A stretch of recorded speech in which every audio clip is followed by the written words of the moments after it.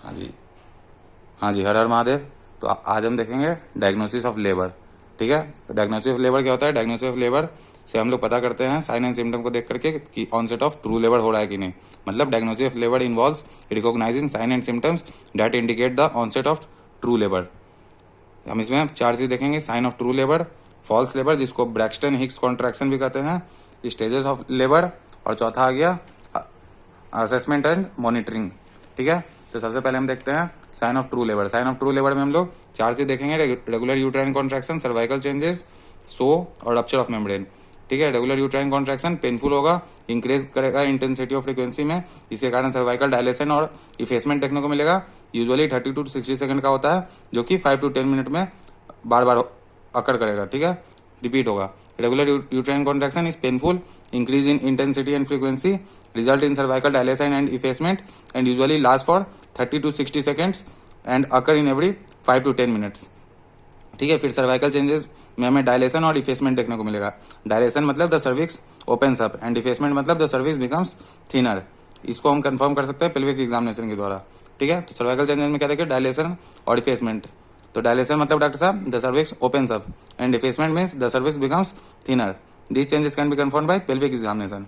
फिर सो मतलब हो गया कि ब्लड टिन म्यूकस डिस्चार्ज है, जिसको सो भी कहते हैं, जो कि अपीयर करेगा जब सर्विक्स डायलेट करने के लिए बिगेन करे, जो कि हमें इंडिकेट करता है कि लेबर इमिनेंट हो चुका है।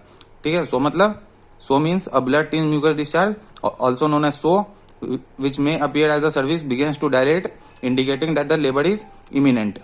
ठीक है, फिर साइन ऑफ ट्रू लेबर में आ गया रप्चर ऑफ मेम्ब्रेन।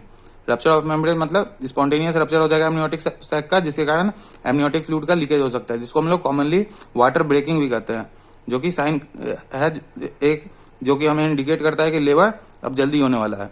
ठीक है, क्या देखिए रप्चर ऑफ मेम्ब्रेन मतलब spontaneous rupture of amniotic sac resulting in the leakage of amniotic fluid, commonly known as water breakage, is a sign that indicate labour is likely to begin soon. ठीक है doctor साहब। फिर आ गया हमारा false labour. False labour को हम Braxton Hicks contraction भी कहते हैं। ब्रैक्सटन हिक्स कॉन्ट्रैक्शन मतलब इरेगुलर कॉन्ट्रैक्शन शो करेगा।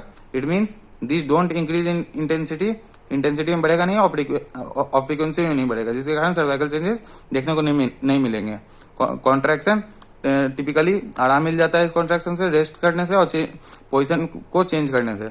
कोई सिग्निफिकेंट इसमें सर्वाइकल डायलेशन या इफेसमेंट देखने को नहीं मिलेगा। फॉल्स लेबर में क्या देखें कि ब्रैक्सटन हिक्स कॉन्ट्रैक्शन होता है, जो कि एक इरेगुलर कॉन्ट्रैक्शन है, जिसका मतलब कि this don't increase in intensity of frequency and don't result in cervical changes. Contraction are typically relieved by rest और change in position. No significant cervical dilation और इफेसमेंट अकर।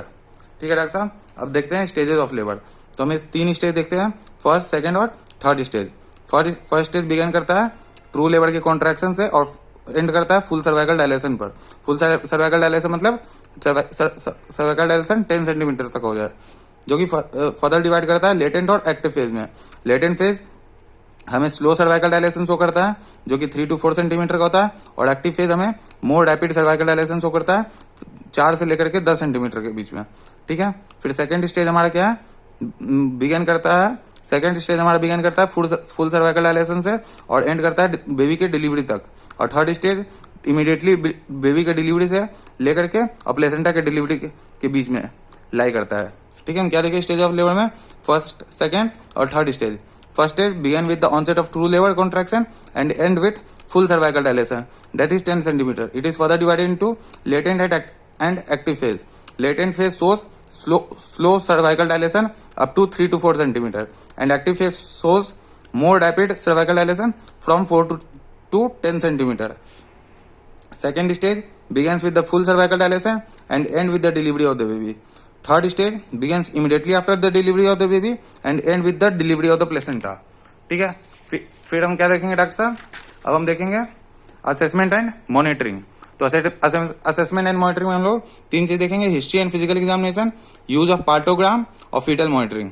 तो हिस्ट्री और फिजिकल एग्जामिनेशन में हमारा डिटेल हिस्ट्री आ जाता है और physical examination करते हैं ताकि हम असेस कर सकें फ्रीक्वेंसी, ड्यूरेशन, इंटेंसिटी कॉन्ट्रैक्शन का, सर्वाइकल स्टेटस को और फीटल कंडीशन को।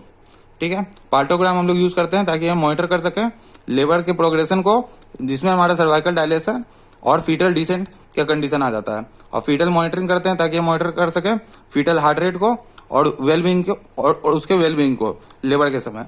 ठीक है, क्या देखें हम डॉक्टर साहब? Assessment and monitoring by history and physical examination, use of partogram and foetal monitoring. History and physical examination done by detailed history and physical examination to assess frequency, duration, intensity of contraction, cervical status, and fetal condition. Use of partogram is done to monitor progression of labor, including cervical dilation and fetal descent. Fetal monitoring is done to monitor fetal heart rate and well-being during labor. ठीक है doctor साहब?